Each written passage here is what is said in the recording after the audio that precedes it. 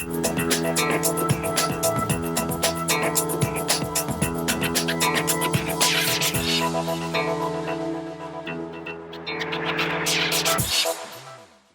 I'm Bill Marshall. Welcome to Judicial Watch's Insider Report.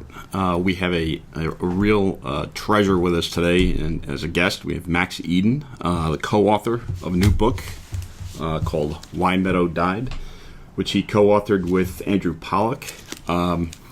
The Meadow in the title, Why Meadow Died, is Meadow Pollack. She was a student at Marjorie Stoneman Douglas High School who was killed along with 16 other people, mostly students and some teachers, by Nicholas Cruz, a psychotic 19-year-old former student at Marjorie Stoneman Douglas High School in Parkland, Florida, back on Valentine's Day of 2018, February 14th, in what had to be one of the most predictable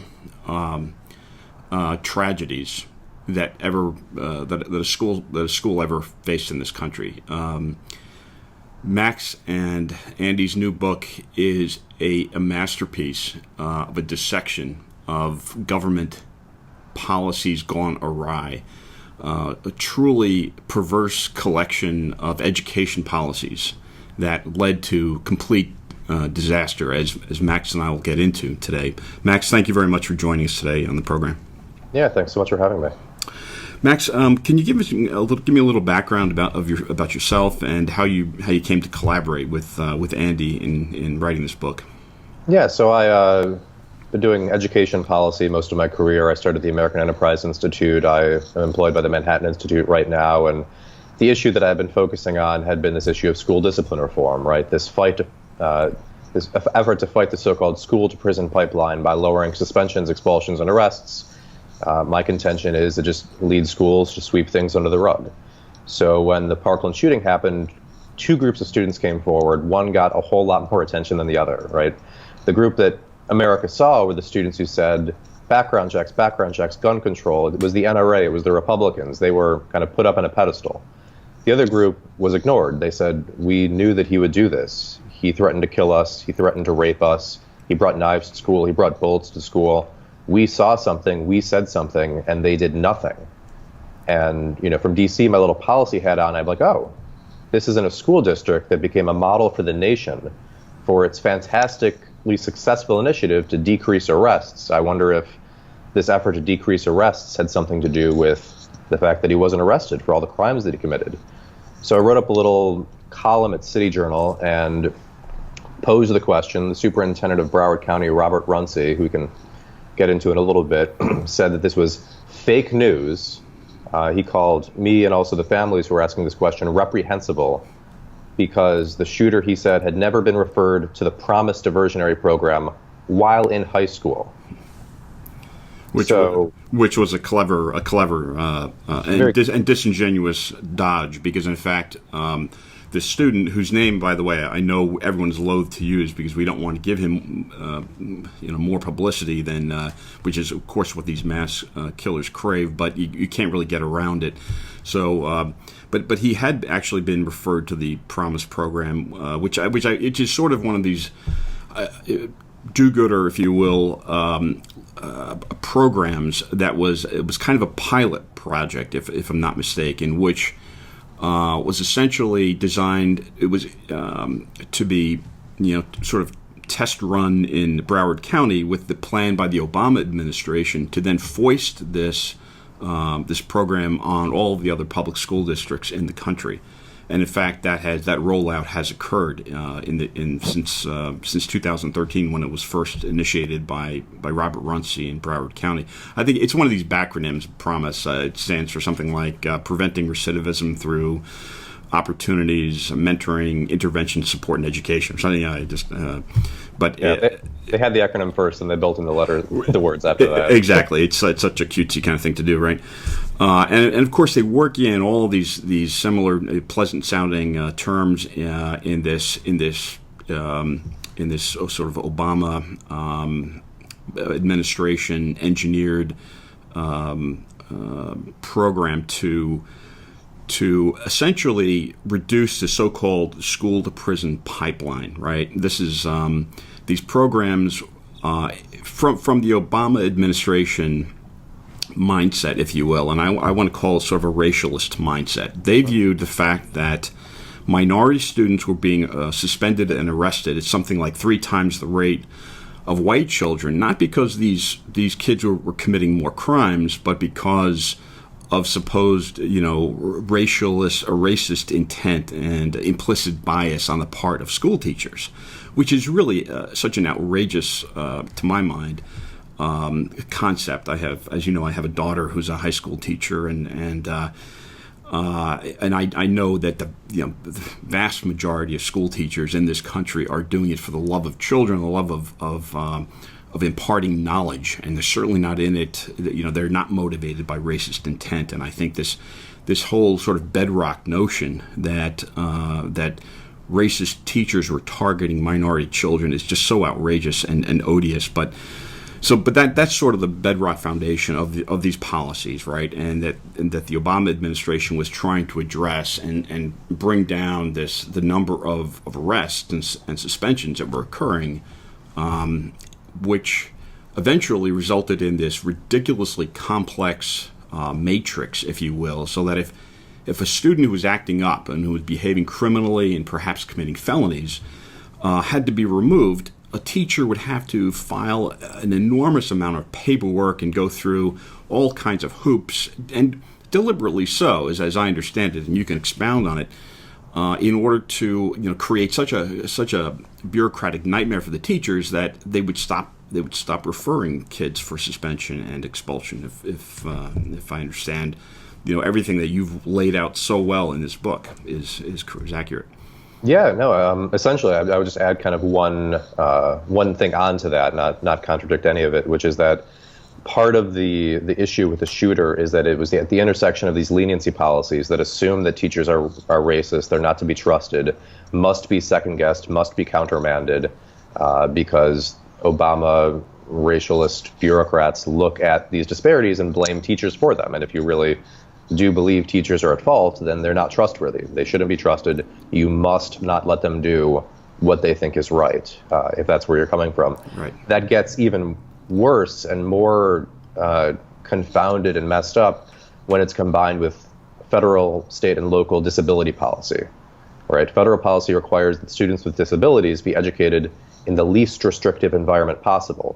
They want schools to be inclusive. So if it's a student who's deaf, who's dyslexic, who's a little bit learning impaired, that's one thing.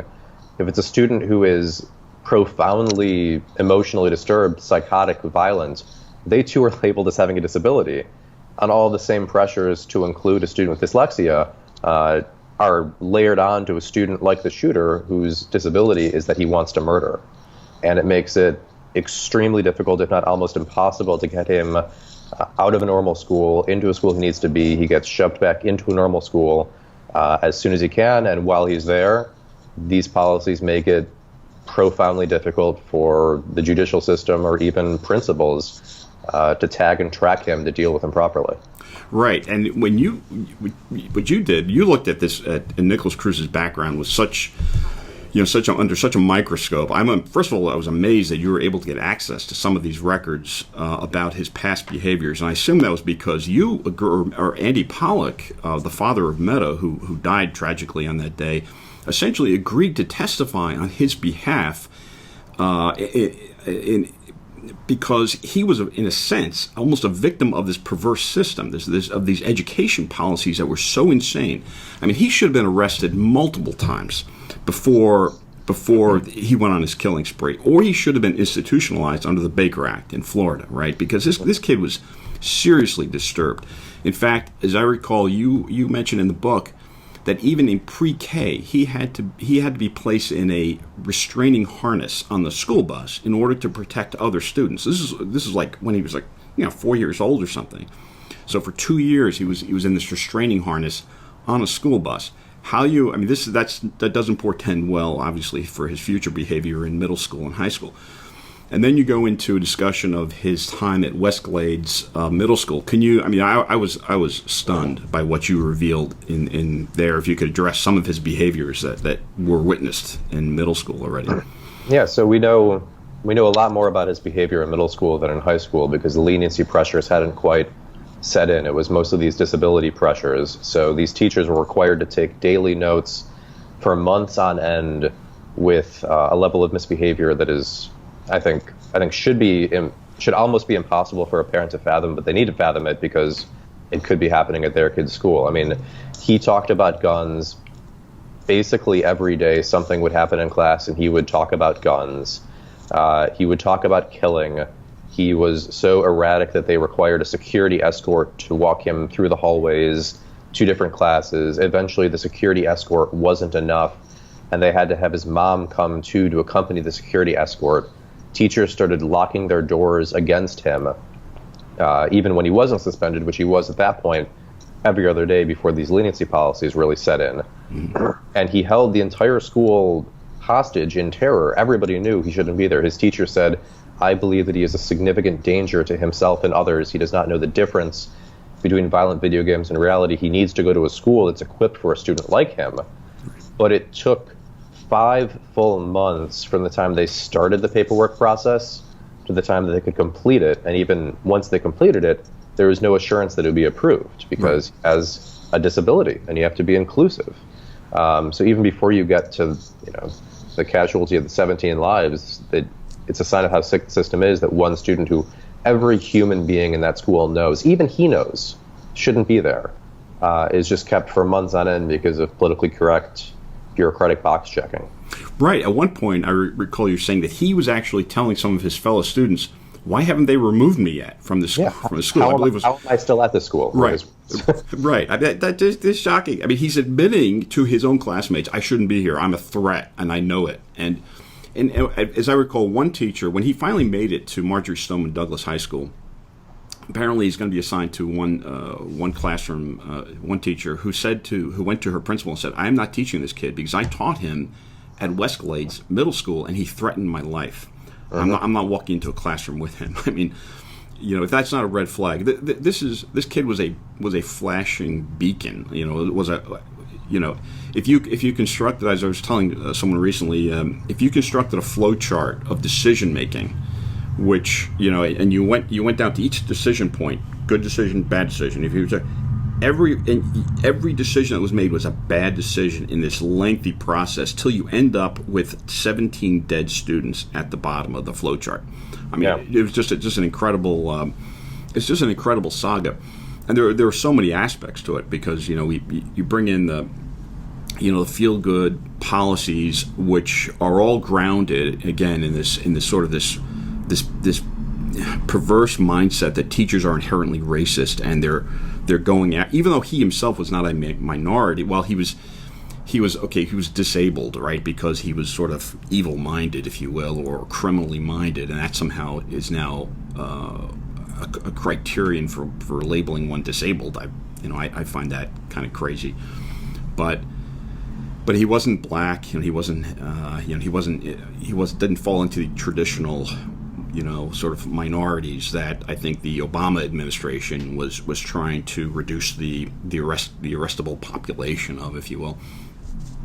So you have that, but then you have other sort of incompetencies that come into play here. For example, you have a chapter in the book about this really amazing journalism that was done by a student, Kenny Preston, right? And if you could tell me a little bit about him and what he found, what he discovered early on after looking into the Marjorie Stoneman Douglas shooting.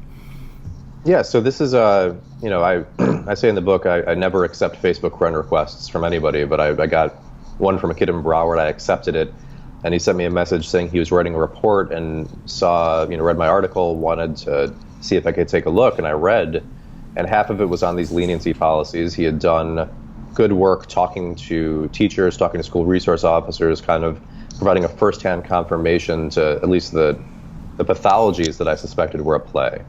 But then the more important thing that he did was he pointed a finger at this $800 million bond project that the school board raised taxpayer money for, which is supposed to go towards construction projects, including school safety. So I'll give the particular thing that would have mattered for, and then we'll take a step back and talk about the corruption. On the third floor that day, the 1 minute into the shooting, the fire alarm goes off. Every teacher on the second floor knows that there's a shooting. Only one teacher on the third floor quite realizes it. So other teachers on the third floor let their kids out in the hallway as though there's a fire going on. So they put them into the killing field. Every fatality on the third floor occurs in that hallway because the fire alarm went off. The fire alarm was supposed to have been installed in year 1 of this 7-year bond project. It was delayed until year 5. It still has not been installed.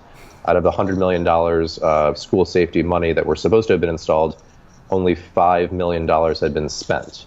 It is now $436 million over budget on an $800 million bond, and I can say this is partly in the book, but it's we got corroboration from it through the judicial process a few weeks ago, when Kenny tried to present this report at the school board to raise attention to it, to show the parents, like, hey, there are these other problems in the school. The people he talked to, the teachers union president, the school board chairwoman, both disavowed him. And when we deposed the school board chairwoman, she admitted to having essentially been extorted and threatened by the superintendent into silence to disavow something that she knew that was true. Right. Which raises the very serious prospect of whether there was a criminal level quid pro quo or other such corrupt arrangement at the local level that encouraged this delay that cost lives. And this is something that, as Andy's been fighting, as I've been trying to help Andy fight, is now being looked into, we hope, by the Florida State Grand Jury, who's opened up a criminal probe into Broward schools and other school districts on safety stuff. But it was, corruption killing from the soft moral form to plausibly the financial form. Just every layer of incompetent decisions, wrong decisions. But I will take issue with one thing that you said, just more to add to it than to contradict it. I say in the book that, if one single individual in the Broward County School District made one single responsible decision about the shooter, it could have been avoided. But you can't call what happened a failure.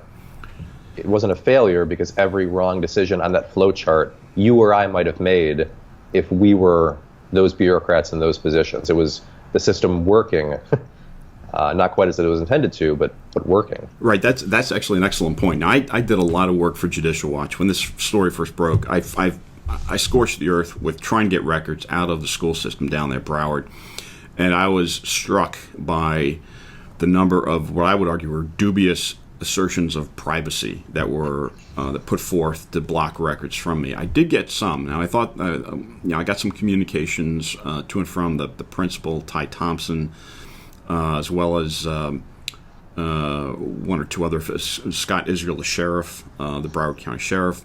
One of the things I found which is interesting was that the parents were complaining, sending emails to the principal, to Ty Thompson, complaining that a head shop, a drug paraphernalia shop, was taking out full-page ads in the student newspaper.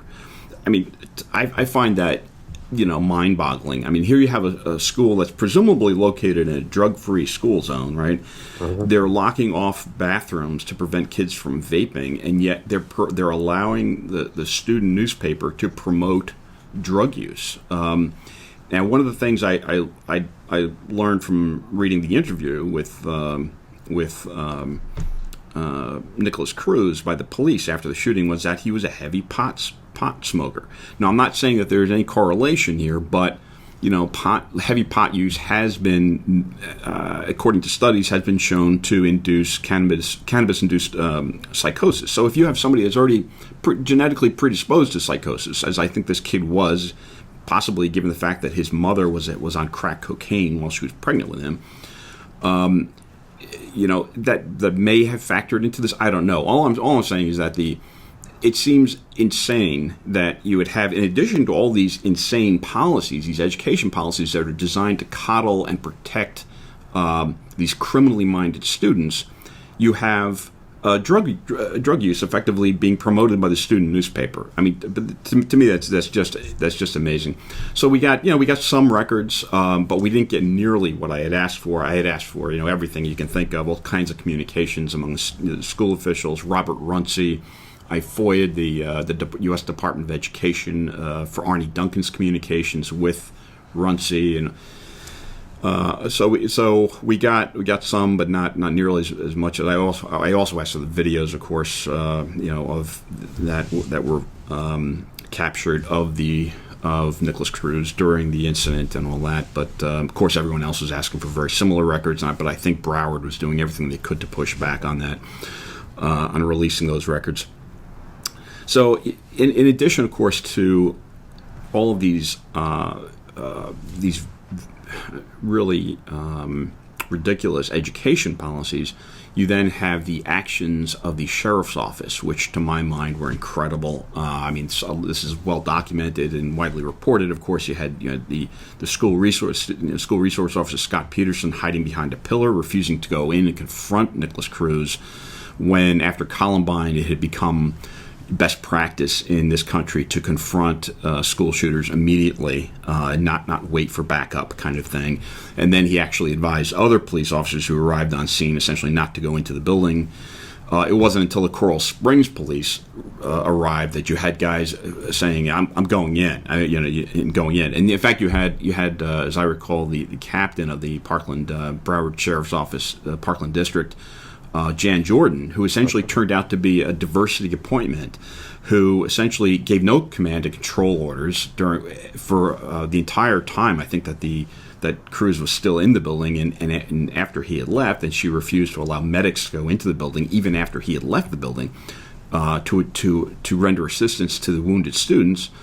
And some parents believe, as you report, that may have made the difference between life and death in some of these students. So the incompetence is just overflowing in this story. It's obviously a tragedy. The culprit, the main culprit, is Nicholas Cruz, but you have to look at the whole system that sort of produced Nicholas Cruz. And where do you see this going? Is there been any effort by the Trump administration to pull back on some of these Obama engineered programs?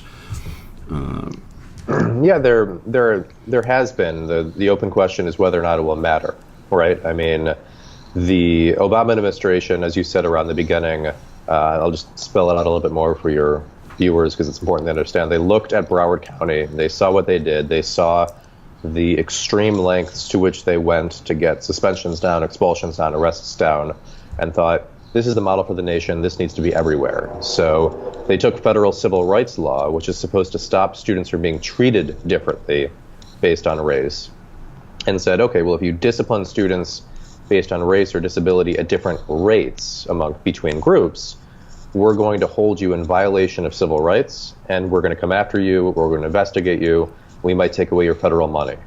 So the policies that caused Parkland spread across the nation very quickly under federal coercion, and are in, I think conservative estimate, 42% of American schools, more moderate estimate, probably 60%. And the Trump administration took a hard look at this, as they took a hard look at a whole bunch of other things, the Federal School Safety Commission.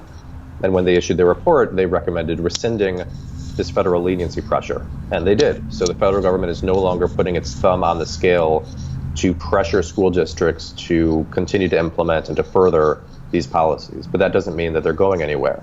Right. All of the same kind of politically correct, progressive, bureaucratic mythologies that are described in the book are at work in school districts across America. Everybody wants to hide problems if you're a bureaucrat, an assistant principal, a superintendent, because you look good when problems go down on paper, because the Southern Poverty Law Center will send you a nice note versus threaten to sue you, because the ACLU will send you a nice note versus threaten to sue you, because no parents are showing up en masse to say, our kids are in danger. Right. So left on autopilot, nothing will change. The only thing that can change it is parents who understand that what's going on with their kid isn't just a one-off phenomenon. It relates to this sea change in school safety that the Obama administration kind of foisted on all American schools. Right. And if I could just commend to our viewers also a review I did of your book, in which in Town Hall it was on that came out September 10th. I called it "Are American Public Schools Becoming Monster Factories?" which may sound a little harsh, especially to all the educators watching, but I think what you have dissected so well and methodically laid out in this wonderful book, Why Meadow Died, is how truly insane these policies are, that are allowing essentially forcing our schools to descend the lowest common denominator to sort of cater to the worst among our student population, students who need help. And I'm not, my daughter, I actually had a discussion with her about, because I was interested in her opinion. I had her send her my column, and she initially thought your book was an attack on teachers or something. I said, no, not at all. If anything, teachers are the victims of this system. And you quote extensively from teachers across the country who relate the effects, the incredibly negative effects that these policies are having on their student population, but also on their ability to teach, to impart information. And again, I cannot recommend this. As I say in my column, any parent who has a student in the American public education system now, or who will, should read your book to get an idea, because this is if they think their school is somehow special, and no matter how affluent the community might be, because I think Parkland is a fairly affluent community, they're going to be seeing these kinds of policies, which are lending themselves to creating a future Nicholas Cruz's. So again, the book Why Meadow Died by Andrew Pollack and Max Eden. Terrific, great work, Max, and I hope you continue following this whole, and I know you will, this whole issue of these leniency policies, and hopefully, hopefully the Trump administration will work harder to get them rescinded. Although I understand how the education apparatchiks have this mindset embedded in themselves as well. So it's got to be a sea change, as you suggest. Thanks again, and thank you for joining us for this episode of Inside Report. And if you like the work that Judicial Watch does, we greatly appreciate your support, and you can donate at our website, www.judicialwatch.org. You can also follow us on Twitter and Facebook. And thanks again, and I hope you join us next time.